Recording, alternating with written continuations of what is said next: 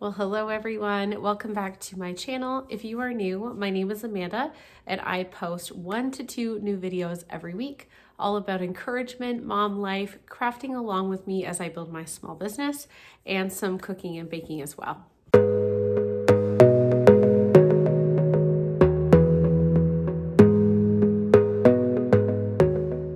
So in today's video, I am going to give you guys a 20-week pregnancy update. I am 20 weeks pregnant today. I can't believe I am halfway through already. It's funny, I've been sharing with close friends and family. It still feels like I'm in the first trimester because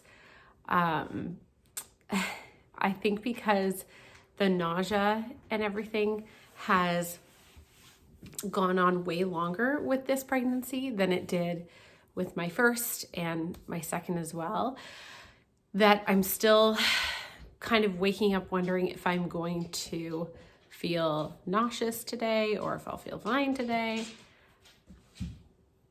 Are you proud of your new toy?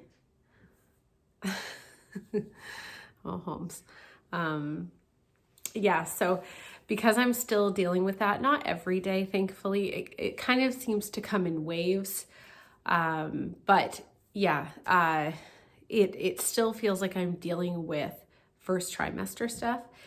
And because of that, and being my third pregnancy, and I've got 2 other little ones at home and a part-time job and another part-time job in life, you can just kind of, the weeks just fly by and you forget you're pregnant sometimes.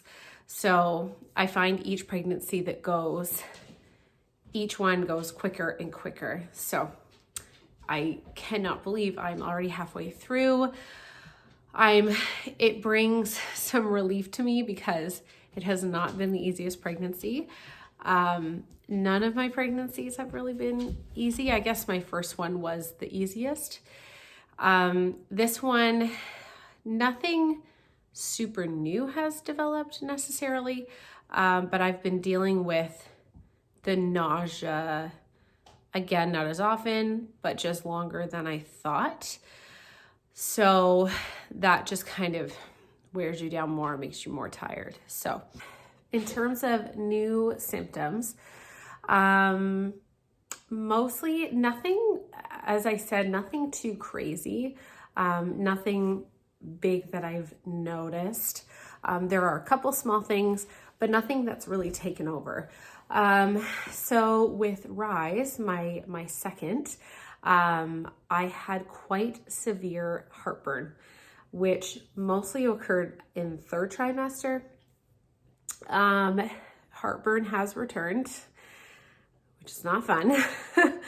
I would almost deem it worse than nausea, only because nausea is horrible, but it doesn't feel scary, right? It's just not fun. Whereas heartburn, depending how badly you get it, can almost feel scary. There were times with Rise where, especially in the evening, it would come on in the morning while I was at work, and then again in the evening right before bed, and it would be so bad sometimes. In the mornings, I would be on a call with a patient. I used to work at an optometry clinic. I can't talk today. And so I would be booking patients' appointments, and I would be in the middle of a phone call and I would have to pause and be like, sorry, just give me one moment. Can I put you on hold, please? And I would have to sit there and close my eyes and take a deep breath. They're trying to take deep breaths and just breathe through it. And then I would return to the call. And that would happen several times every morning at work, and it was horrible. And sometimes in the evening, it would hurt more in my chest as opposed to in my throat.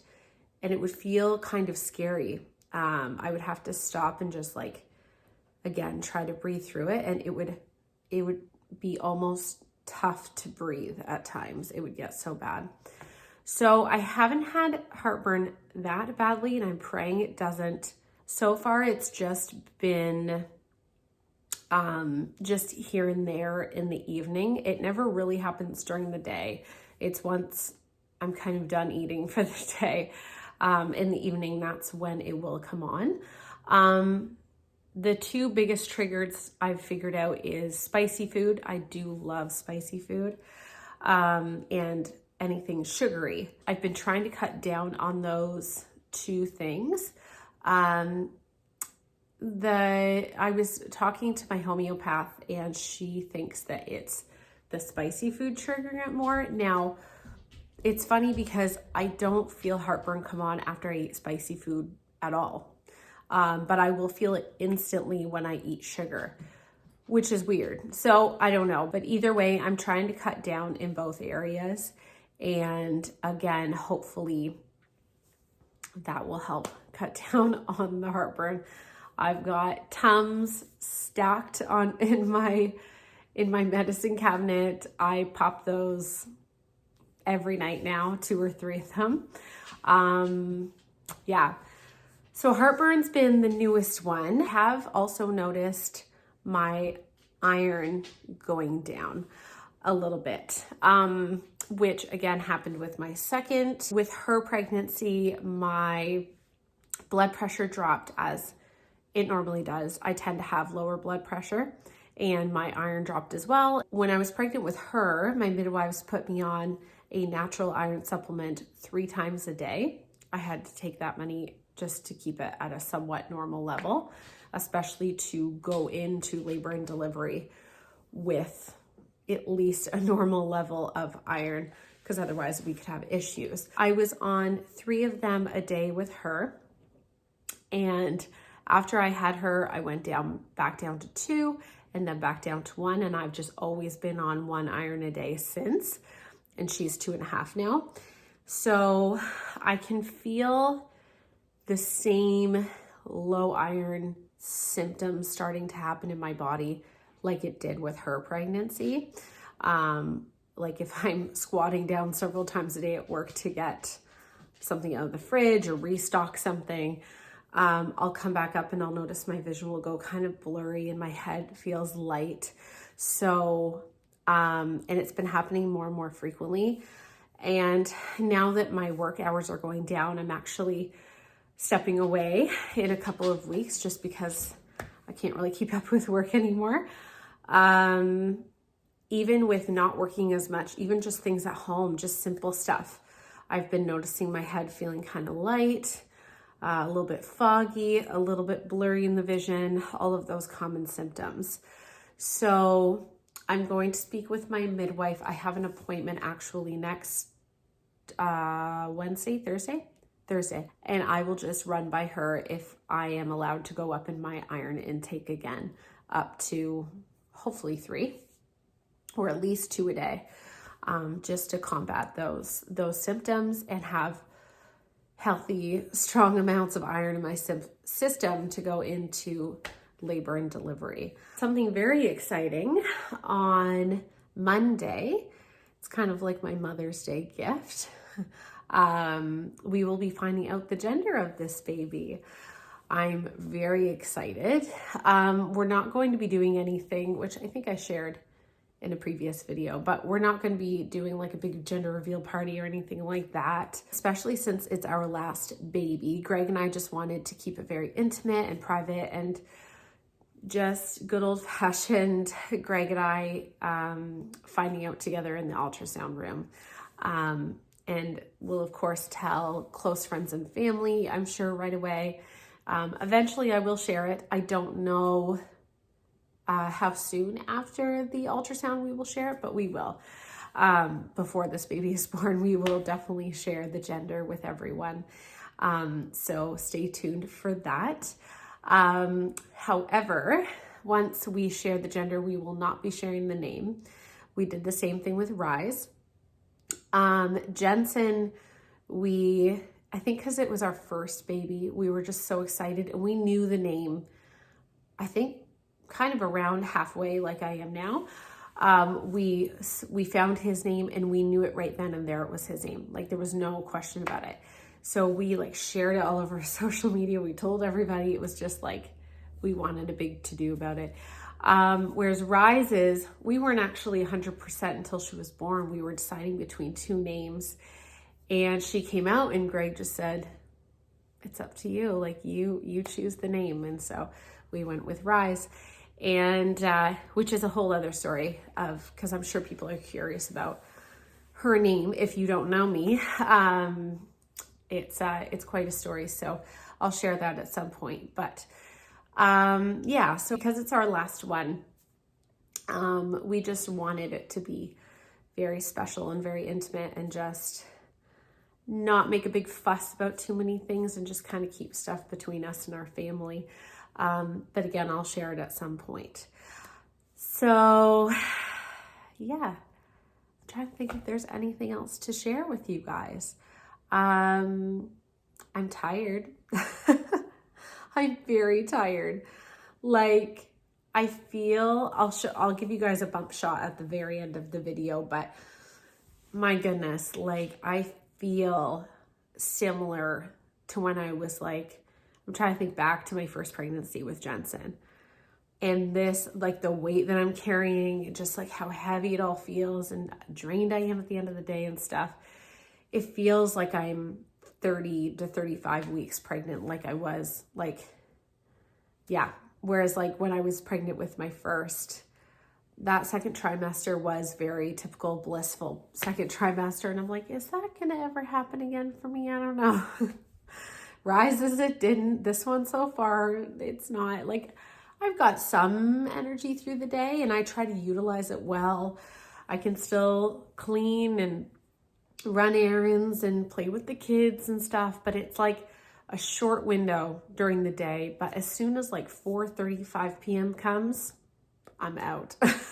By the third one, it's just like your body just knows to go into pregnancy mode and like gain the weight, and like it's familiar with all the symptoms and it just like throws them at you all at once. And I was gonna say it's funny. It's not really funny, but I always say I'm trying to enjoy this pregnancy, and I want to enjoy pregnancy so much.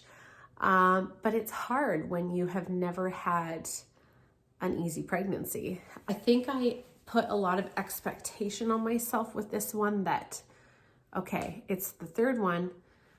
We've gone through, which I haven't shared, but we've gone through a lot to get here, to get to our last third baby. And, you know, it's been a hard road. And the other two pregnancies were not easy. So I'm like, you know, this is our last one. It's got to go easy.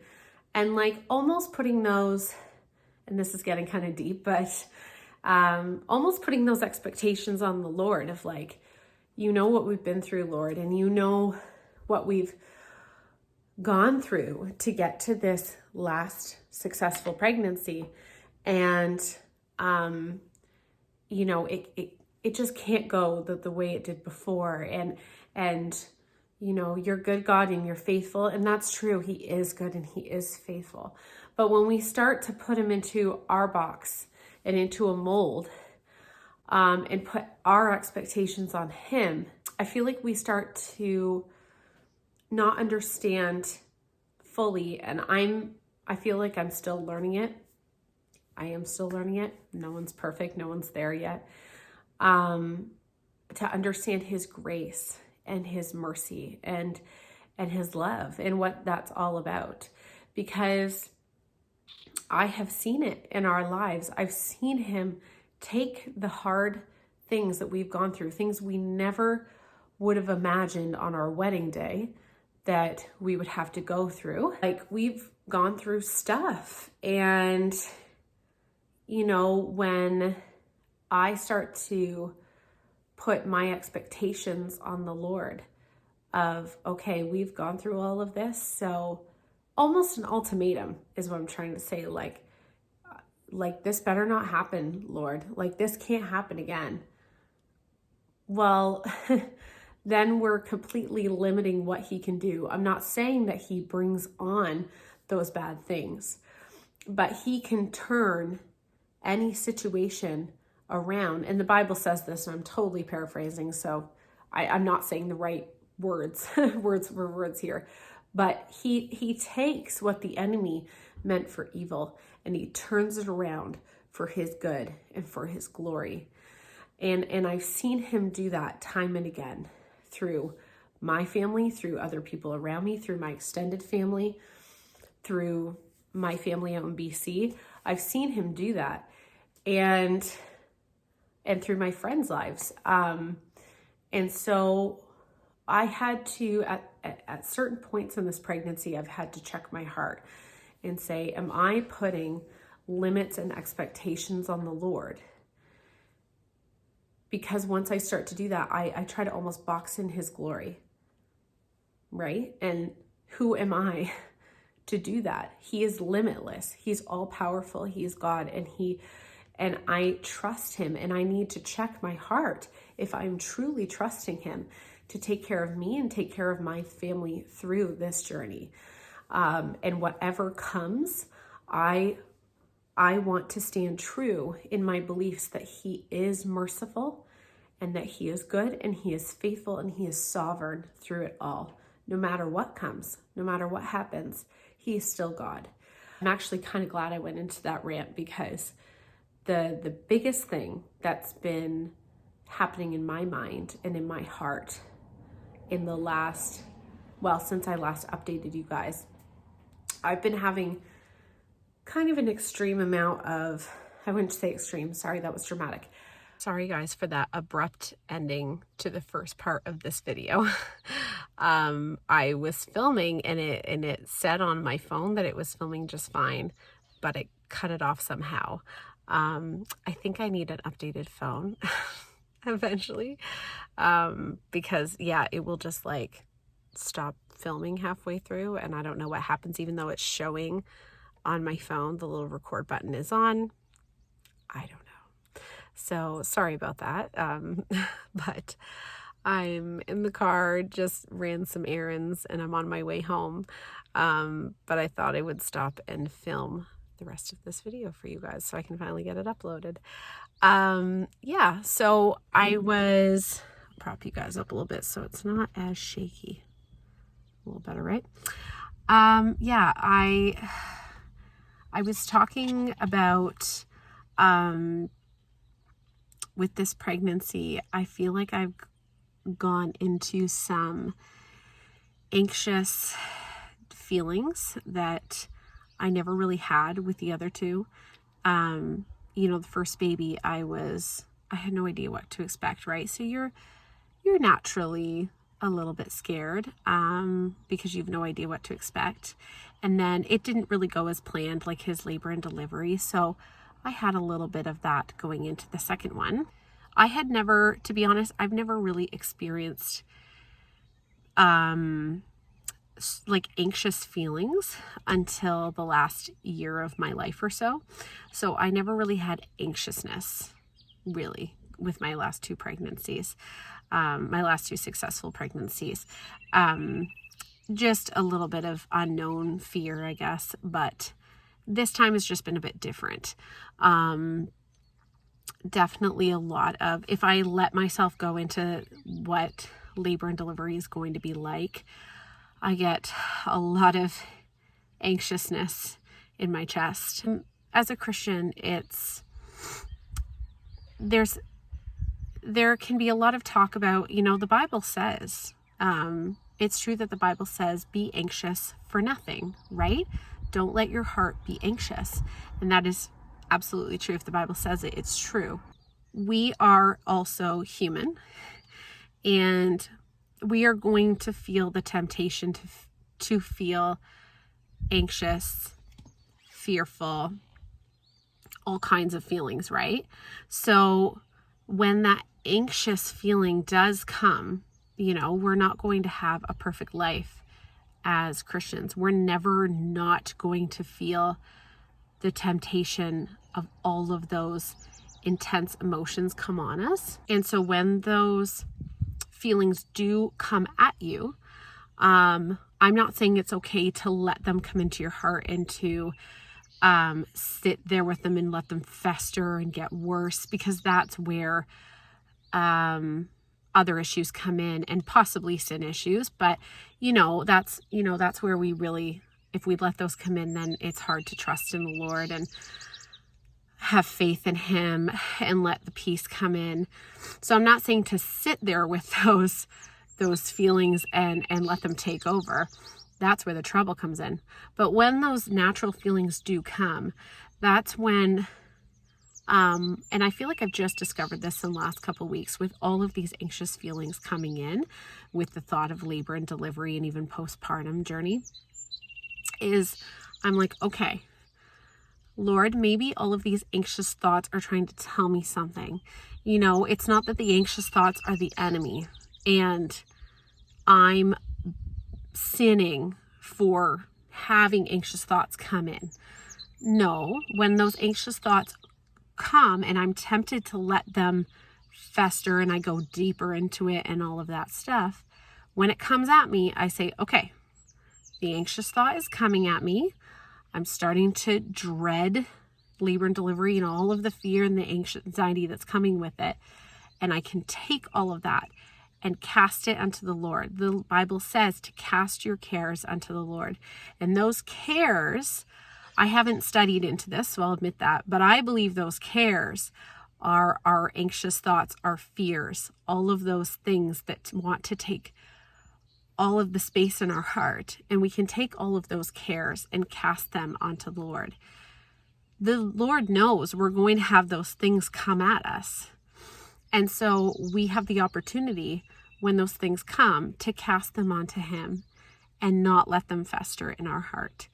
So I just wanted to share that because, as I've said in previous videos before, I'm sure I'm not the only one feeling that, and not even about labor and delivery. You might not even be pregnant or anything, but if you're feeling that in your life, no matter what season you're in, when those things come at you, take it as a like a check of, okay, why is this feeling coming at me? And I have an opportunity to take those feelings and cast them onto the Lord and use it as an opportunity to not hold on to them, but to see where I need to let go of control or, ooh, there's a bee. Sorry if it got a bit louder, guys. I had to turn the car on and roll up the windows because there was a bee and I didn't want to get in the car. So I have the AC on, but I have it low, so hopefully it's not drowning out my voice. So yeah, that's pretty much all the rest that I wanted to say to you guys. I hope that this encouraged you in some way to not feel ashamed for feeling those feelings, but to know that they're an opportunity to give them over to the Lord and really deeply seek him in those moments. And if you don't know him, maybe that's a great introduction to get to know the Lord and get to know his word. If you did enjoy this video, remember to give it a thumbs up. And as always, you can subscribe, leave a comment down below if you would like. I would love to get to know you, and I will see you in the next video. Bye-bye, guys.